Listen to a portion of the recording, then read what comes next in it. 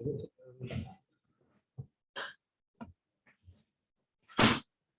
bien, bien.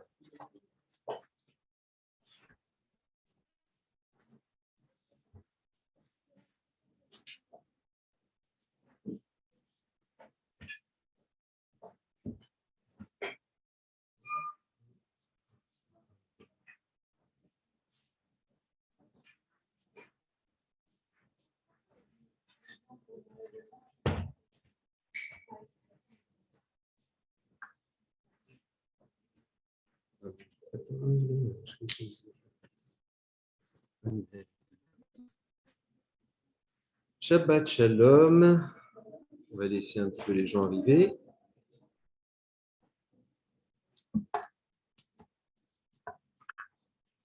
Qu'est-ce qu'il y a avec ce livre? Non.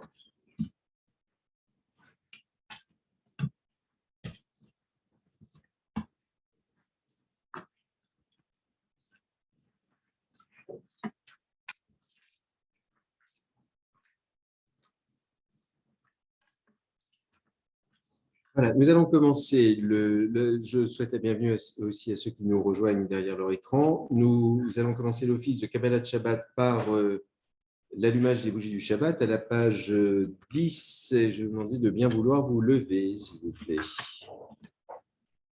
Page 10.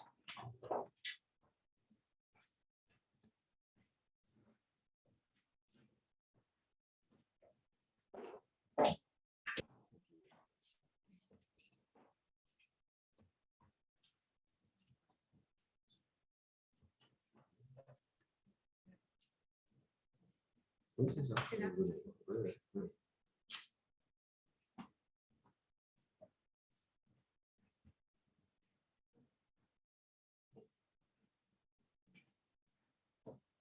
Baruch ata Adonai, Eloheinu melech haolam, asher kideshanu b'mitzvotav, v'tzivanu le'adlik ner shel Shabbat. Amen.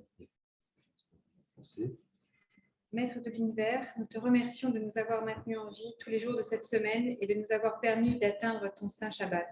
Purifie nos cœurs et nos âmes afin que nous dirigions avec intégrité sur le chemin de ta vérité et de ton alliance et que nous trouvions bienveillance et compréhension à tes yeux et aux yeux de tous ceux qui nous regardent. Amen. Merci beaucoup. Vous pouvez vous asseoir. À la page suivante, la page 12.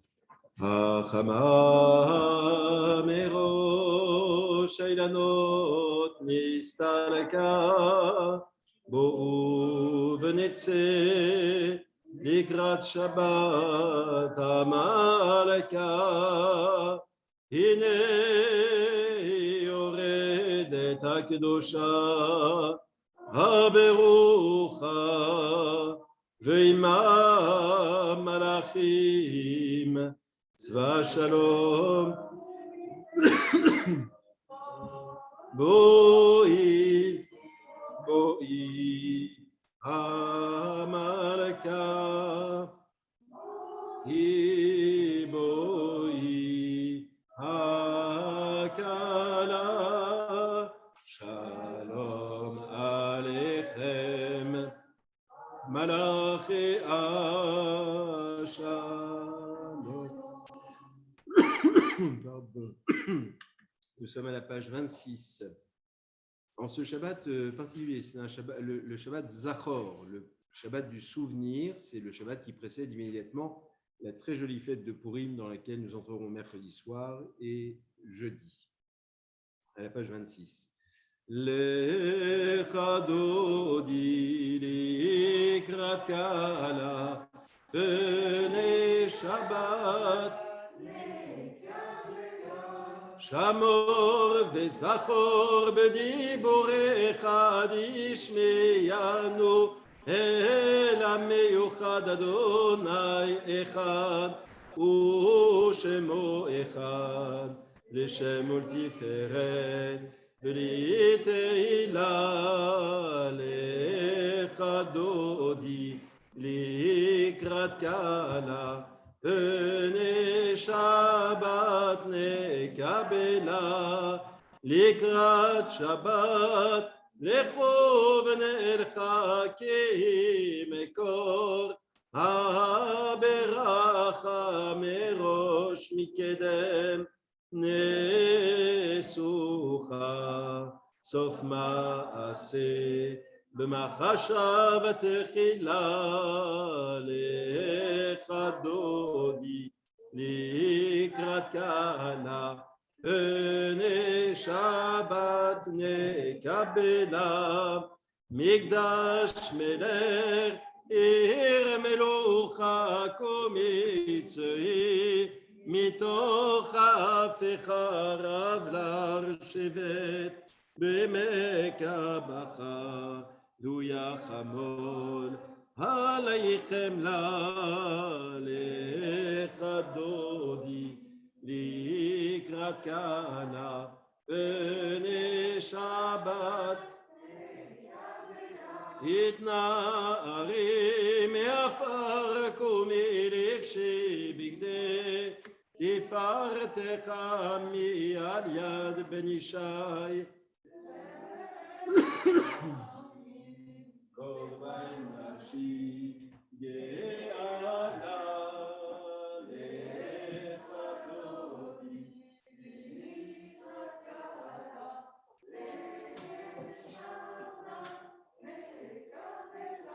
דודי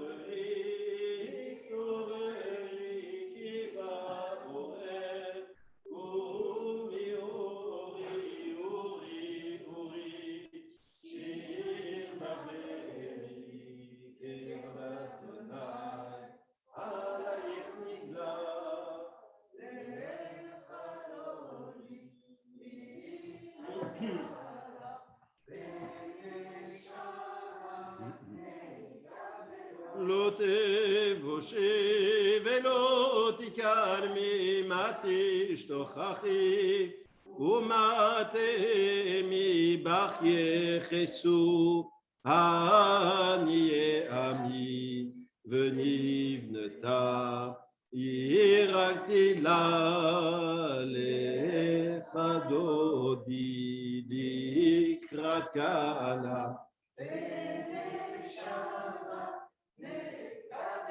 ויולים שישא שוסייך ורחקו כל מבלייך יסיס עלייך אלוהי כמשוש חתן על כלה לך דודי לקראת כהנה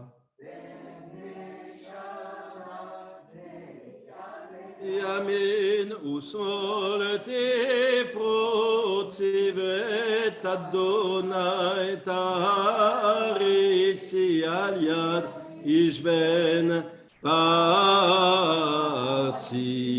ונשמחה ונגילה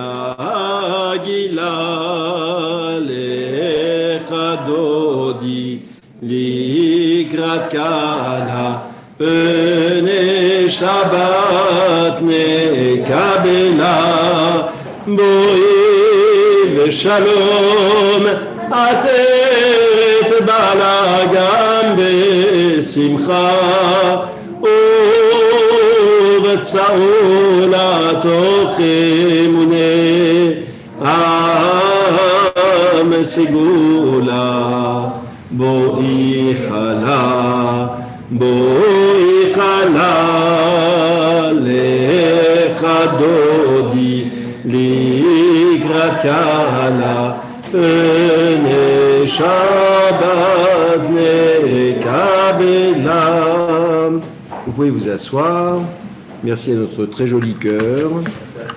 שיר השירים אשר לשלמה ישקני מנשיקות פיהו כי טובים דודיך מיין לרע שמניך טובים שמן תורק שמך על כן עלמות אהבוך מושכני אחריך נרוצה הביאני המלך עד ערב נגילה ונשמחה בך, נסגר עליך מיין משרים. Et vous, à la page 30, מזמור שיר ליום השבת, טוב להודות לאדוני.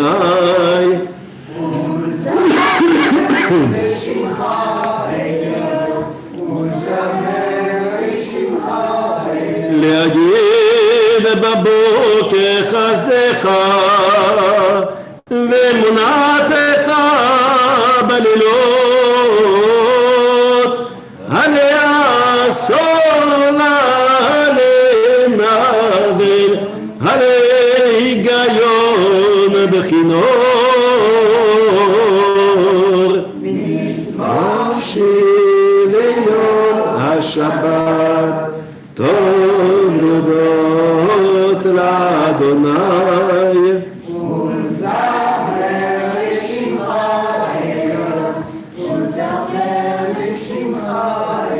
כי שימחת אדוני בפועלך, במעשה ידיך רנן. מה גדול הוא מעשיך אדוני, מאוד עמקו מחשבותיך. מזמור שיר ליום השבת, טוב להודות לאדוני. ולזמר לשמך העליון, ולזמר לשמך העליון. צדיק אתה יפרח כארז בלבנון, שתולים בבית אדוני, בחצרות אלוהינו יפריחו הודין ובן בסבב שנים ועננים.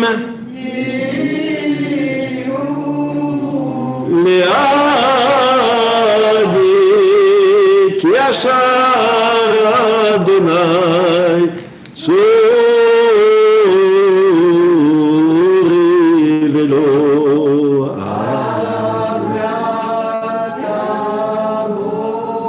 Si vous voulez bien vous lever, à la page 32. ברכו את אדוני המבורך, ברוך אדוני המבורך לעולם ועד.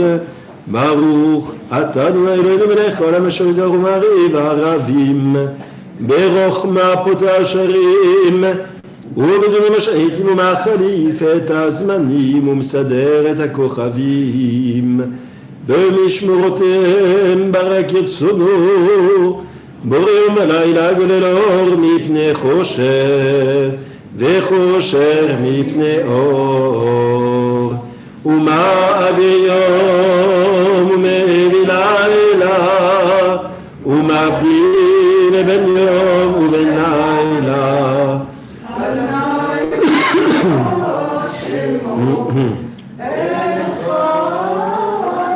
וקיים תמיד ימלוך עלינו לעולם ועד.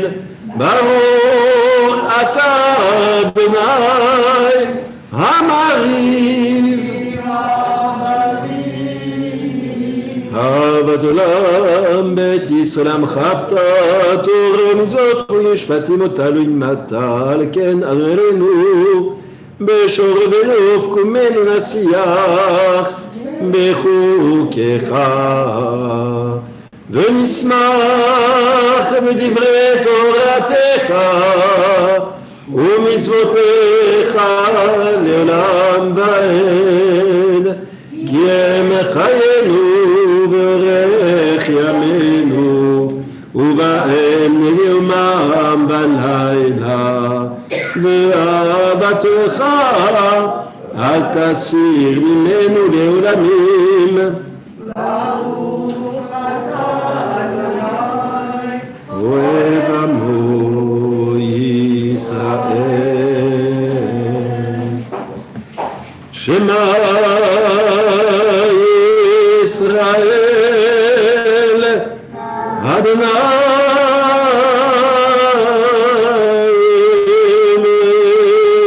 אלוהינו, אדוני אחד, ברוך שם כבוד מלכותו לעולם ועד. ואהבת את אדוני אלוהיך בכל לבבך ובכל נפשך ובכל מאודיך, והיו הדברים האלה אשר אנוכי מצווך היום על לבביך, ושננתם לבניך, ודיברת בם בשבתך בביתך ובלתך בדרך ובשובך ובקומך, וקשרתם להיות על ידיך, והיו לטוטפות בין עיניך, ורטפתם על מזוזות ביתך ובשעריך, והיה אם שמוע תשמעו את מצוותיי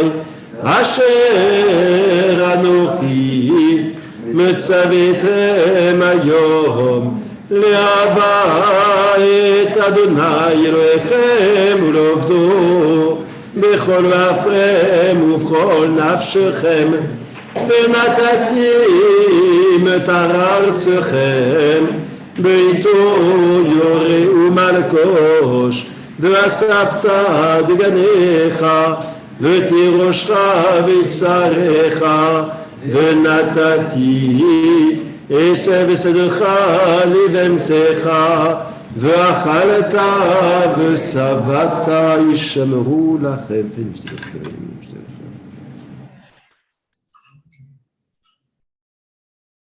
אשר אדוני נותן לכם, ושמתם את דברי אלה על לבבכם ועל נפשכם, וקשרתם אותם לאות על ידיכם, והיו לטוטפות בין עיניכם, ולימדתם אותם את בניכם לדבר בם בשבתך בביתך ובלתך בדרך ובשובך ובקומך, ורטפתם על מזוזות ביתך ובשעריך, למען ירבו ימיכם וימי בניכם.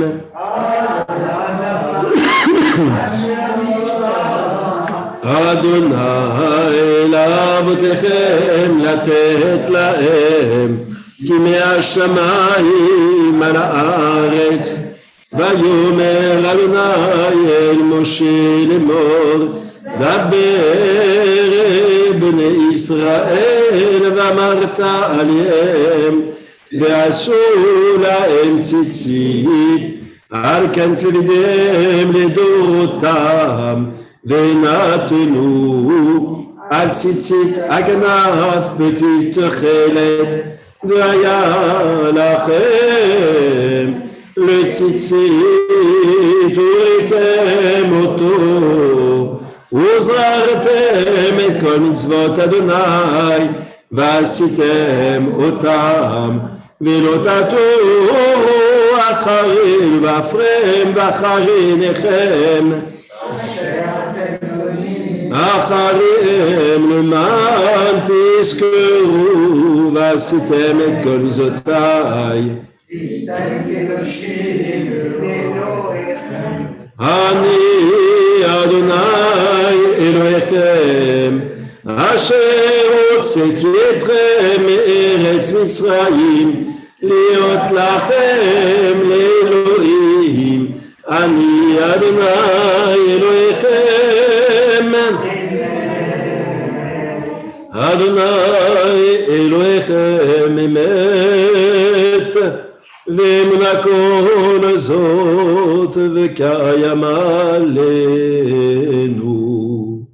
כי הוא אדוני אלוהינו, ואין זולתו, ואנחנו ישראל עמו.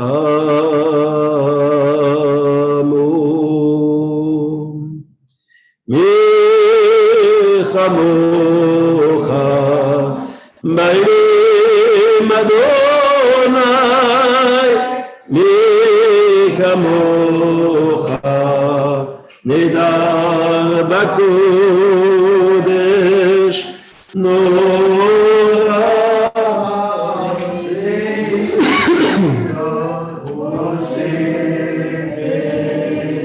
מלכותך ראו בניך בוקר ים לפני משה זליינו, ואמרו אדוני ימלוך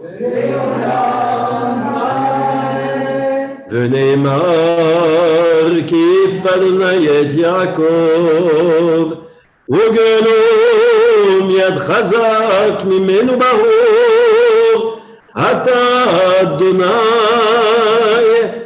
גל ישראל וכל העמוסים. À la page 40, je veux juste attirer votre attention sur un point. C'est au bas de la page 38, il y a une bénédiction Baruch Ata Adonai Gaal Israël. Donc c'est une bénédiction traditionnelle qu'on dit lors de l'office du soir. Et cette bénédiction veut dire béni sois-tu Seigneur, Gaal, qui libère Israël, le peuple d'Israël. Et lorsque, il y a bien longtemps, au MGLF, avait été fait le sidour du MGLF tel qu'il est connu aujourd'hui et encore utilisé, Taher Libenu, sous la direction et la rédaction, à vrai dire, de mon père, le rabbin Daniel Fari, il avait voulu rajouter, comme cela se faisait dans d'autres communautés, à Gaal Israël, Vechol HaAmusim, c'est-à-dire tous les opprimés, pas simplement qui libèrent Israël, mais également tous ceux qui, quelque part dans le monde, n'étant pas juifs, sont opprimés et l'ont pris pour que Dieu puisse tous les libérer. Bon. Alors, dans certaines communautés, on a maintenu ce rite. Dans d'autres communautés, ça a disparu pour différentes raisons, avec beaucoup de discussions entre rabbins. Et il me semble que dans le contexte que nous vivons actuellement, cette bénédiction, telle qu'elle est dite ici, telle qu'elle a été formulée, prend tout son sens. C'est-à-dire que être juif et prier, ce n'est pas simplement être un temps où nous nous retrouvons comme ça entre nous dans nos synagogues, mais également un temps où nous prenons conscience du monde dans lequel nous évoluons et des souffrances telles qu'elles peuvent exister à travers le monde. Elles sont sur le continent européen évidentes aujourd'hui et nous préoccupent tous profondément. Et je pense qu'aucun d'entre nous ne peut entrer réellement dans la prière sans avoir une pensée pour le peuple ukrainien et à vrai dire tous les autres peuples à travers la terre qui sont opprimés, mais ce peuple en ce moment, et c'est peut-être eux les Hamoussim, c'est-à-dire les opprimés. Voilà, ceux qui sont sous le feu. Et donc pour moi, plus que jamais, je maintiens cette phrase, on l'a maintenue dans notre Sidour lorsqu'on l'a créée, et nous le maintiendrons constamment, et je serai heureux de pouvoir, en toute synagogue, où j'ai l'occasion d'officier, pouvoir rajouter Vechol HaAmusim, tous les opprimés. Nous sommes à la page 40. Ashkivenu Avinu Leshalom Le'amidenu Makenu Lechaim Tovim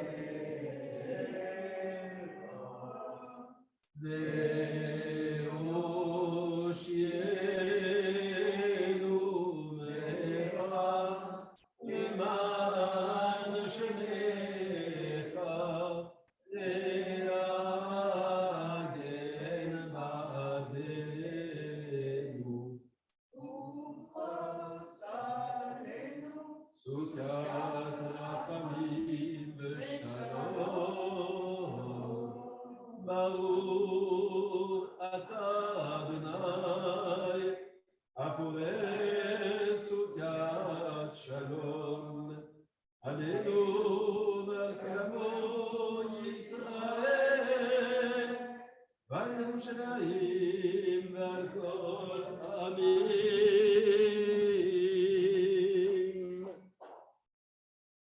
ושמרו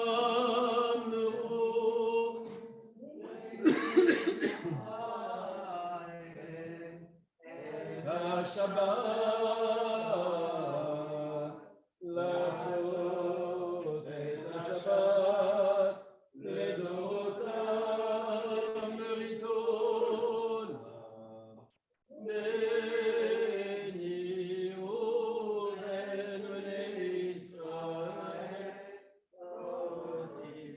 לעולם איש ששת ימים עשה אדוני את השמיים ואת הארץ, וביום השביעי שבת ויהי. יתגדל ויתקדש שמי רבה בעלמא דברה חירותם למלכותי וצנע פורקני ויקרם משיחי בחייכון וביומכון ובחיי בכל בית ישראל הגלו בזמן קריב אמרו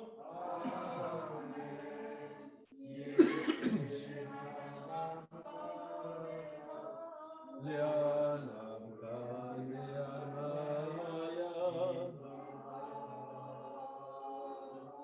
יתברך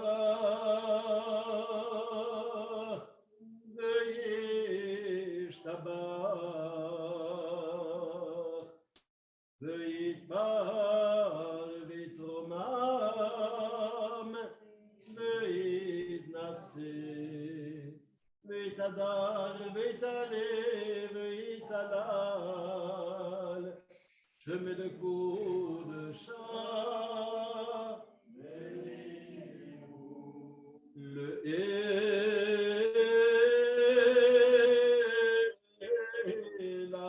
לאלה מן כל ברכתה ושירתה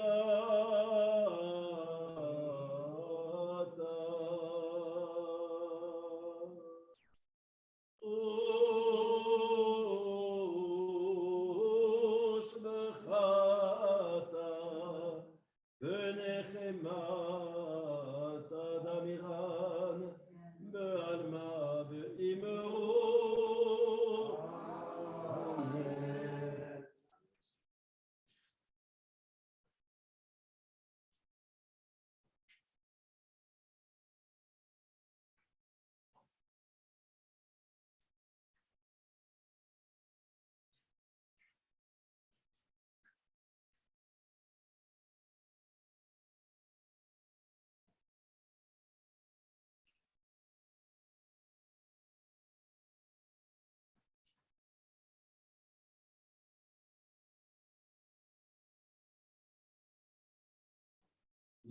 אמן.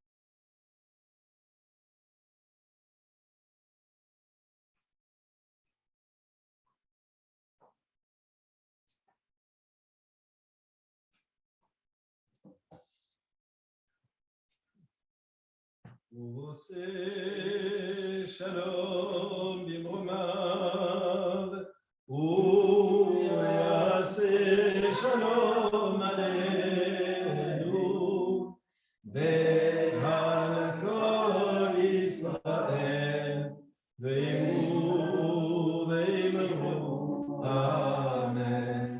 יעשה שלום, יעשה שלום, שלום עלינו ועל כל ישראל.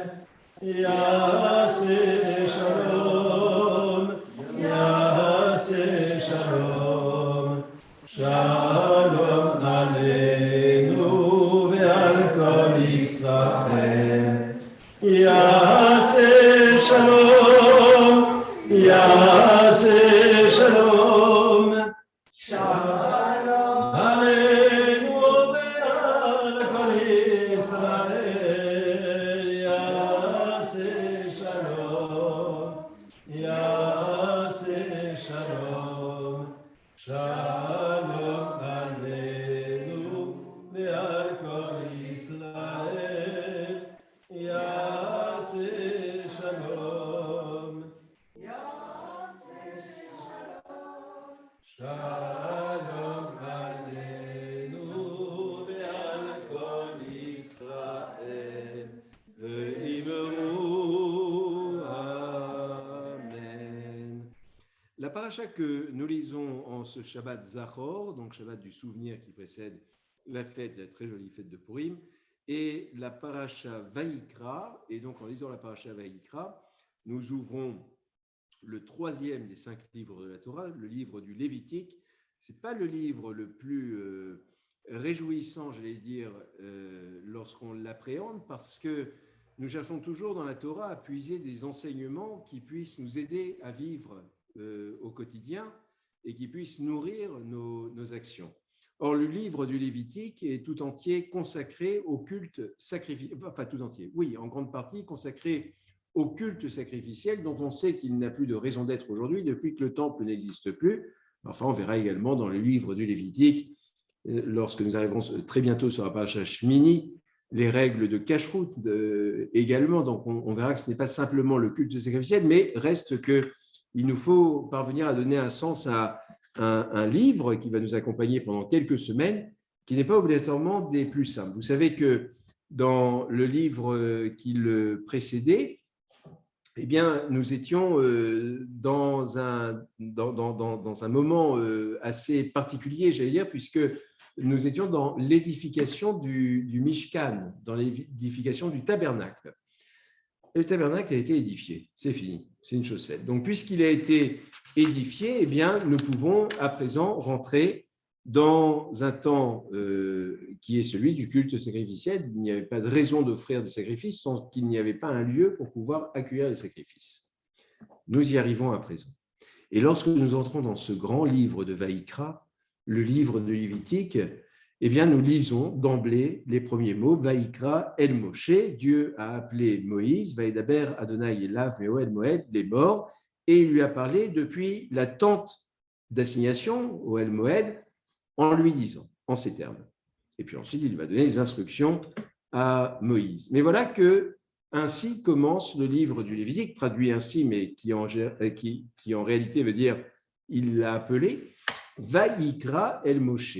Dieu a appelé Moïse. Alors on est habitué aux tournures de phrases Vaïdaber Adonai El Moshe est mort, Dieu a parlé à Moïse en lui disant Daber El Bnei Israël, parle aux enfants d'Israël.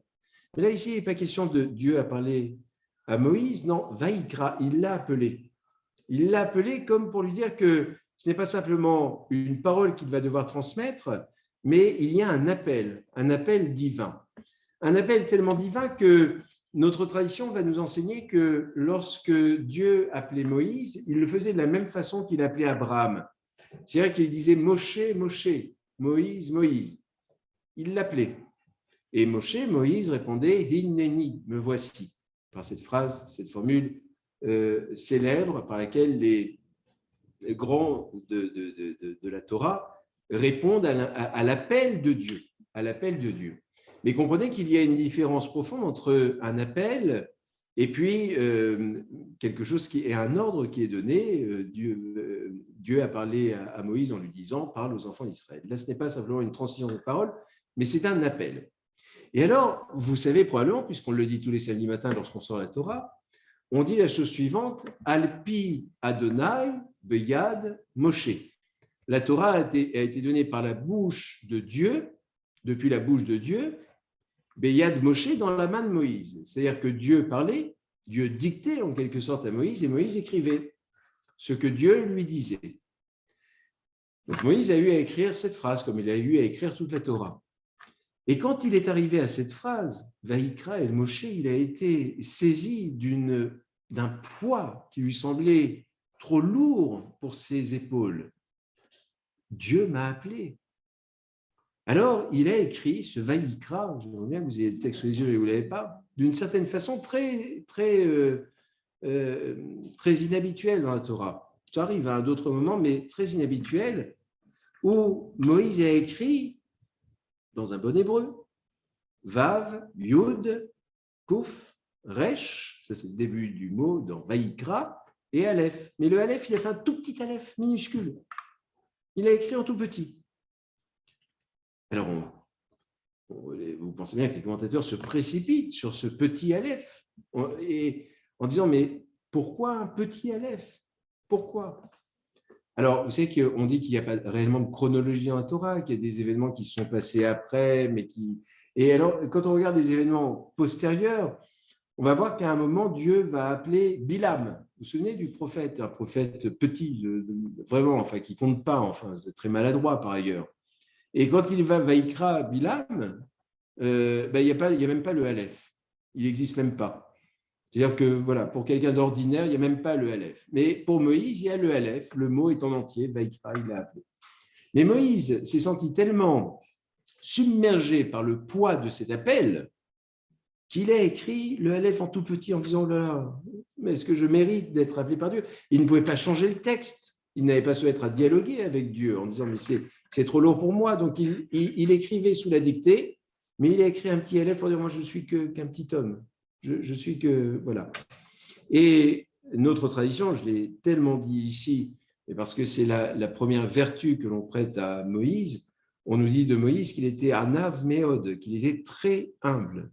Et c'est sa première qualité, l'humilité. Et c'est probablement la marque des plus grands, c'est-à-dire d'être conscient face à de grandes responsabilités, de ce côté très, très humble face à une tâche, en se disant je suis un homme ou une femme, un serviteur parmi les autres, mais je n'ai pas à être de la sorte distingué. Sauf que Dieu l'a distingué. Il l'a distingué pour être un prophète et pour porter cette parole-là. Alors, ce n'est pas qu'il ne se sentait pas à la hauteur, mais il sentait que si appel il devait y avoir, c'était un appel qui devait être collectif. Et ce que nous disent certains de nos sages, c'est que finalement, en mettant un petit aleph comme cela, il a dit alors qu'on s'adresse à tout le peuple. S'il y a un appel, il s'adresse à tous les bénis Israël, à tous les enfants d'Israël, puisque juste après, il est dit d'Aber et les bénis Israël, parle aux enfants d'Israël. Donc le message qui est le fruit de cet appel s'adresse à l'ensemble des enfants d'Israël. Et il y a autre chose qui, moi, m'a toujours amusé, enfin, je ne sais pas si c'est le terme le plus approprié, mais je suis un petit peu quand même, c'est que finalement, parfois, vous savez, on veut faire les choses un petit peu différemment pour que ça ne se voit pas trop. Alors là, c'est un petit aleph. Le problème, c'est qu'on ne voit que ça. C'est tout petit, mais on ne voit que le aleph. Et on ne se pose qu'une seule question, c'est pourquoi il y a un petit aleph? C'est-à-dire qu'à force de vouloir être humble, ce n'est pas une posture ici pour Moïse, mais à force d'être dans cette humilité, de s'excuser presque d'avoir le rôle qu'il a, on ne voit que ça. Et on aurait presque envie de dire, mais Moïse, écris le Aleph normalement, comme ça c'est un problème entre toi et Dieu, on n'est pas obligé d'être pris à témoin. Mais sa main ne parvenait pas à écrire ce Aleph dans une taille normale, parce qu'il l'entendait, il écrivait en même temps qu'il entendait. Et il s'est arrêté à cette lettre, à ce resh, en comprenant au moment d'écrire le Aleph qu'il s'agissait vraiment d'un appel, d'un choix. Il avait été choisi par Dieu. Et donc, il en a accepté l'augure. Il n'a pas enlevé le Aleph comme celui de Bilam, justement, qui n'a même pas de Aleph. Il l'a mis puisque Dieu lui a dicté ainsi. Il ne pouvait pas se permettre de retrancher une lettre, mais alors il l'a mis en tout petit. Mais du coup, on ne voit que cela. Et c'est peut-être ça qui, c'est pas pour, enfin j'imagine que pour vous c'est tout à fait la même chose. Et moi je sais que souvent les personnes qui m'ont marqué dans mon existence ou me marquent encore aujourd'hui dans mon existence sont souvent des personnes qui peuvent être parfois de grandes personnalités, mais qui sont d'une humilité et d'une discrétion, mais pas d'une fausse humilité. Vous savez, c'est pas un rôle qui est joué, mais où il y a vraiment la conscience de ses propres limites. Et il y a une chose qui m'a beaucoup impressionné et qui m'a toujours impressionné finalement chez mes maîtres, chez les maîtres que j'ai pu avoir, c'est que les plus grands maîtres que j'ai pu avoir, qui étaient, croyez-moi pour certains, vraiment des sommités dans le domaine de leur enseignement, les plus pointus, avaient toujours cette délicatesse extrême lorsqu'on était dans un dialogue et dans un échange, d'écouter d'abord, et puis ensuite, dans cette écoute, d'avoir une véritable écoute, et de parvenir à poser les questions qui rendaient l'interlocuteur intéressant. Vous comprenez ce que je veux dire? C'est-à-dire que, non pas qu'ils descendaient d'un piédestal, mais ils étaient dans une écoute qui était sincère, qui était honnête. Et ce que fait Moshe Rabbeinu, ce que fait Moïse, notre maître, c'est précisément d'écouter Dieu. Là, naturellement, ce n'est pas un dialogue. Il l'écoute simplement, de retranscrire, d'y mettre un tout petit peu sa touche tout de même dans la façon de retranscrire, mais de dire également que ce livre de la Torah, même si on l'appelle Torah Moshe, c'est le nom qu'on donne souvent à la Torah, la loi de Moïse, n'est pas un livre qui a été destiné uniquement à Moïse. Il a été destiné à l'ensemble des enfants d'Israël et à vrai dire à toutes celles et tous ceux au-delà des enfants d'Israël qui veulent s'y reconnaître. Et finalement, il nous appartient tous. Et nous avons tous notre relation avec la Torah. Et c'est un petit peu ce que Moïse essaye de dire, c'est qu'il n'en est pas le vecteur avec les uns et les autres, mais il est simplement le bon serviteur de Dieu. C'est un autre terme qu'on va voir souvent pour parler de Moïse. En termes de serviteur, c'est celui qui va appliquer exactement ce que Dieu lui demande. Et probablement, ce sont des spéculations un petit peu compliquées comme cela, mais on peut imaginer que si Dieu avait choisi quelqu'un avec une personnalité beaucoup plus affirmée, beaucoup plus forte, tout aussi sage, érudite, vous savez, mais avec une personnalité beaucoup plus forte, cette personnalité lui aurait, si ce n'est tenu tête, en tout cas lui aurait répondu par moments, en relevant des incohérences dans le texte ou en disant mais peut-être qu'il faut utiliser un autre mot parce que les enfants d'Israël, quand ils vont entendre cette Torah, ce n'est pas exactement ce qu'ils veulent entendre ou autre chose. Non, Moïse a été juste fidèle à une parole et il a été un serviteur loyal qui a écouté et qui nous a permis aujourd'hui encore de faire en sorte que cette loi nous parvienne telle qu'elle est et que nous puissions chacun nous l'approprier. Ce n'est pas simplement une loi qui a appartenu à Moïse à un temps, c'est une loi qui nous appartient pleinement. Eh bien, parfois, je me dis que nous devrions les uns et les autres avoir moi, je rêverais d'être le petit Aleph du Vaïkra, c'est-à-dire d'avoir cette humilité, d'être cette petite lettre, en plus un Aleph, première lettre de l'alphabet, c'est une lettre muette. Elle est muette, une lettre qui pourrait presque paraître absolument inutile. Elle est imprononçable s'il n'y a pas de voyelle. Et là, il n'y a pas de voyelle en plus. Donc, en plus, on peut se dire, en dehors de l'aspect de l'orthographe, d'écrire correctement, elle a zéro utilité, cette lettre-là. On pourrait en faire l'économie. Pourtant, elle est là. Elle existe. Et puis, c'est la lettre de tous les possibles, puisque c'est la lettre... c'est la lettre originelle, la première, pas la lettre originelle dans le sens biblique, puisque ça commence par un bête. Mais vous voyez, même la genèse de la Torah, ça commence par Bereshit, c'est-à-dire même la lettre Aleph, elle a disparu. elle n'existe même pas. La Torah commence avec la deuxième lettre de l'alphabet, comme si cette lettre était absolument… Et bien parfois, je vous dis, j'aimerais être ce Aleph, c'est-à-dire, c'est celui qui est un peu passe-muraille comme ça, ou qui est un petit peu discret, qui est dans son coin, et qu'il y ait cette… C'est pas obligatoirement de l'humilité, mais parfois d'être ramené à quelque chose de plus petit que ce que l'on est. C'est pas mal, hein. On a souvent, à part les plus jeunes, on a souvent ce désir de pouvoir retourner quelques années avant, pas simplement pour être plus jeune, plus beau, plus je ne sais quoi, mais pour retrouver une certaine forme d'insouciance, de légèreté, de liberté. C'est ça pour moi ce Aleph-là ici. Et je pense que quand Moïse a écrit ce Aleph de la sorte, en l'écrivant tout petit finalement, eh ben, il s'est rendu compte de… Enfin, c'est ce que nous disent nos commentaires, ce n'est pas ma pensée à moi, c'est ce que nous disent nos commentateurs, c'est qu'il s'est rendu compte de sa place d'homme parmi les hommes et pas autre chose. Et il a eu cette grande humilité de nous transmettre cette loi en s'effaçant derrière la parole divine. À aucun moment, il ne s'agit de la parole de Moïse. On ne dit pas une seule fois « Vaïdaber Moshe Ebné Israël ». Vous voyez directement, Moïse a parlé aux enfants d'Israël en disant ceci. Si Moïse parle aux enfants d'Israël, c'est parce que juste avant, Dieu lui a dit « parle aux enfants d'Israël ».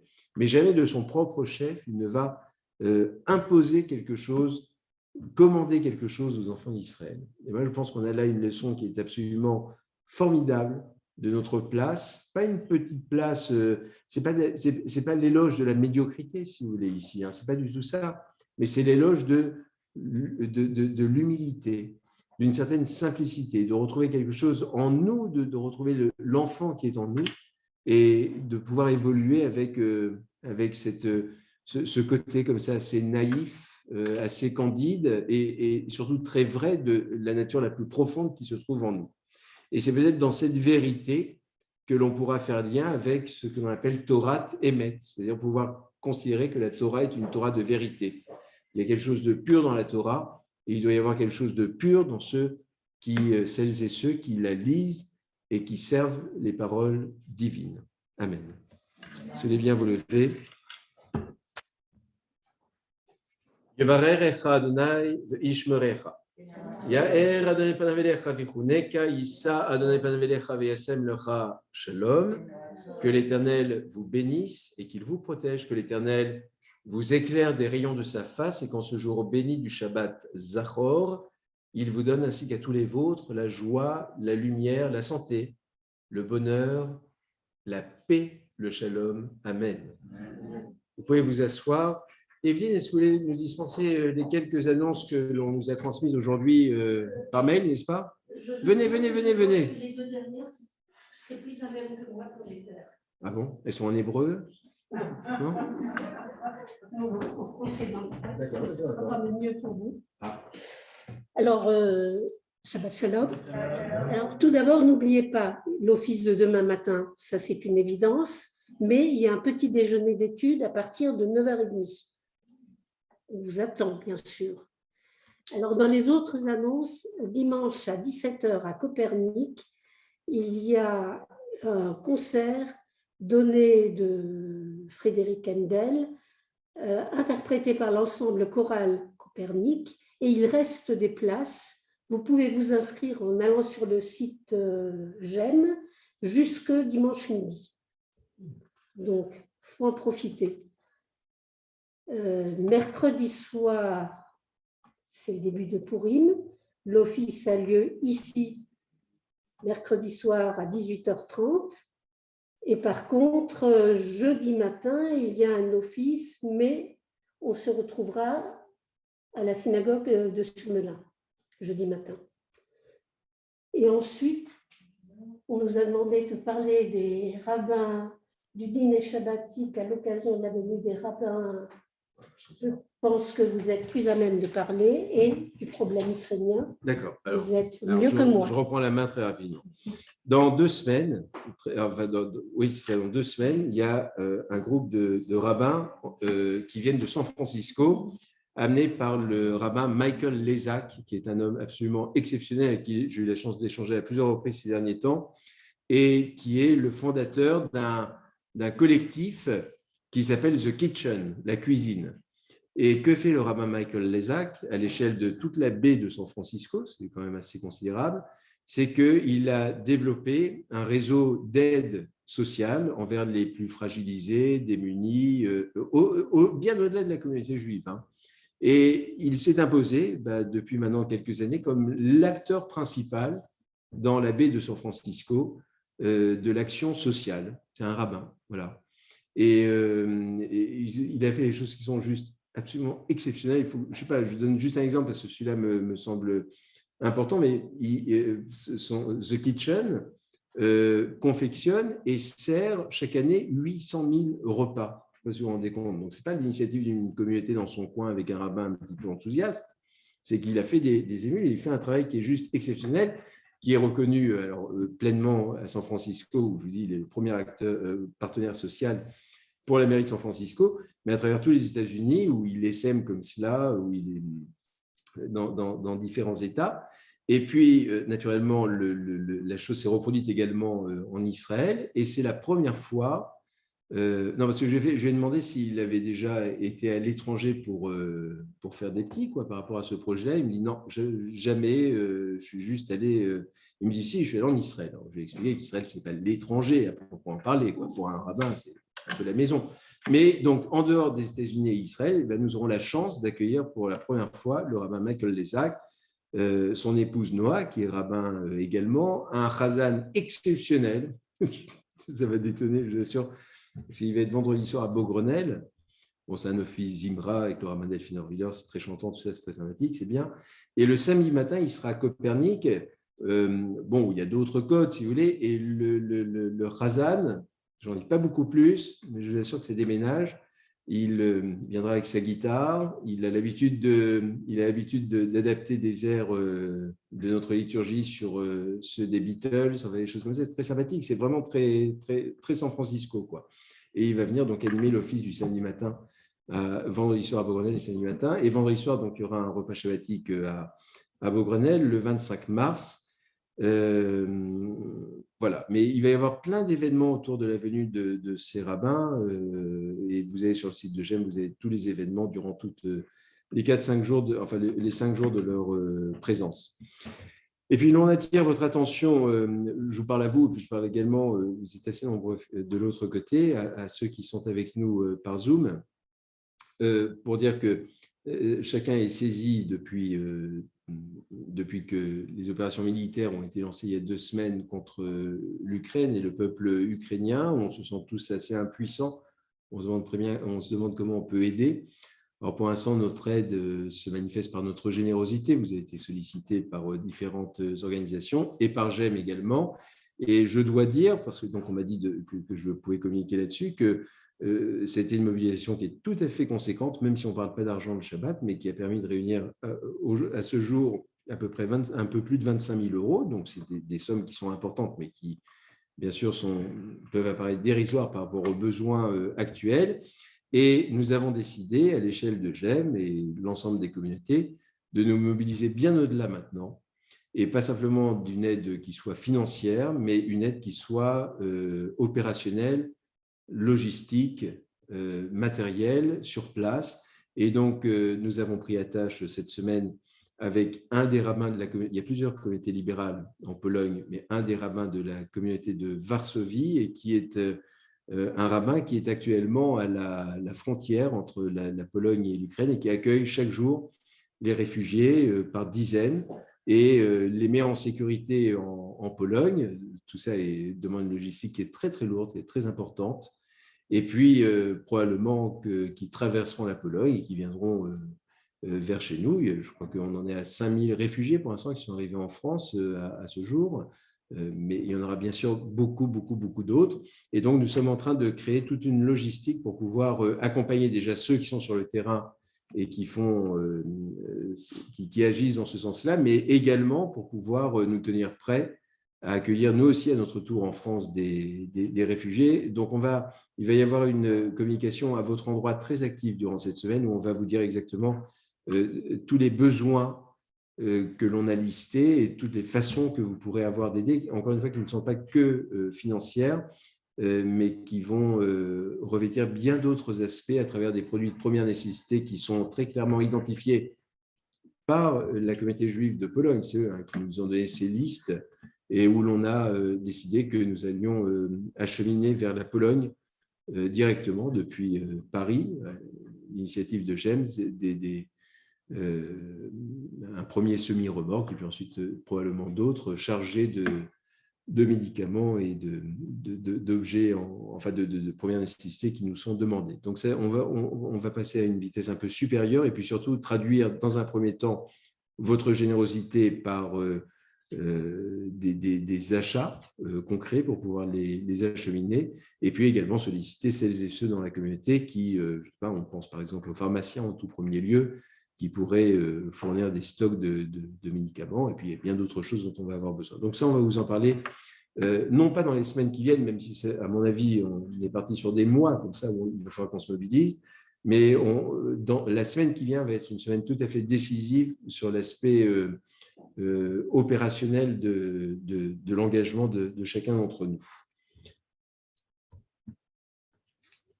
Si vous voulez bien vous lever. Alors, tout à l'heure, on va dire pour la première fois depuis très, très longtemps, le kiddush et le motzi. D'abord, on ne l'a pas dit pendant des mois et des mois. Ensuite, on l'a dit mais en vous faisant passer comme ça discrètement un verre, un petit bout de pain dans la synagogue. Et puis là, pour la première fois depuis très longtemps, on va redire le kiddush à la fin de l'office dans la pièce d'à côté où on pourrait être réunis ensemble. Nous sommes à la page 56. Allez, nous le shabeach, l'adon hakol. לתת גדולה ליוצר בראשית, שלא עשנו כגויי ארצות, ולא שמנו כמשפחות האדמה, שלא שם חלקנו כהם וגורלנו ככל עמו.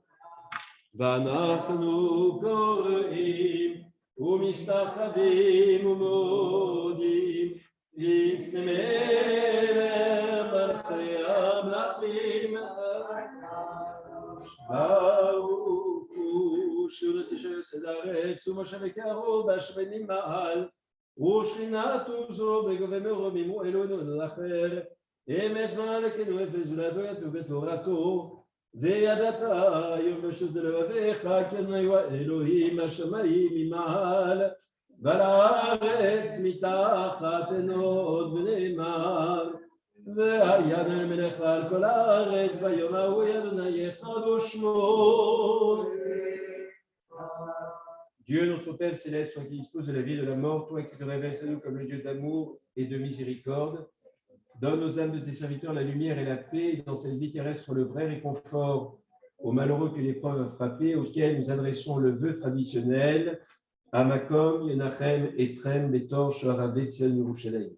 En filiale soumission à ta volonté, dans l'attente confiante de la vie à venir, nous rappelons devant toi la mémoire des êtres chers qui nous ont quittés, tout particulièrement Isaac Aoudaï, Benjamin Marshall, Maurice Amoyel, François Deris, Guy Lothaire, Daniel Weizmann, Alexandra Deris, Laurent Bouvet, le rabbin Daniel Fari,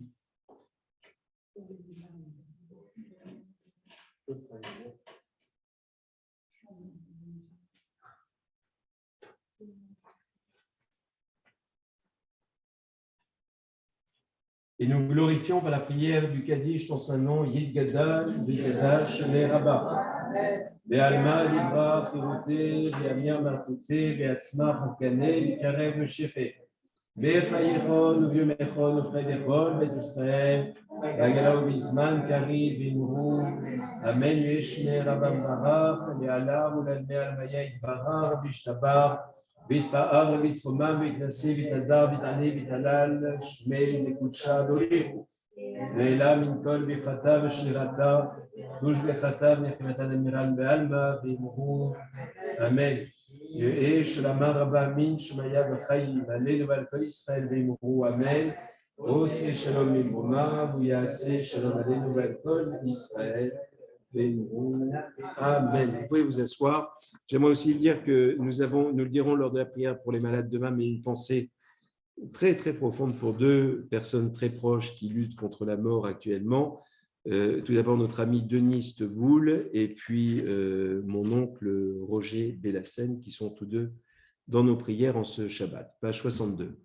Shalom Aleichem, Malachi Asharet, Malachi Elyon, Mimele Malachi Amelachim Akadosh, Baruch Hu, Boachem Shalom, Malachi Ashalom, Malachi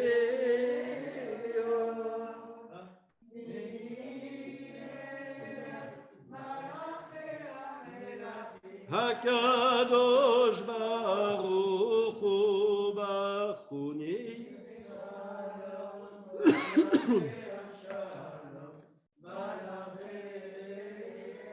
Yom Mimeler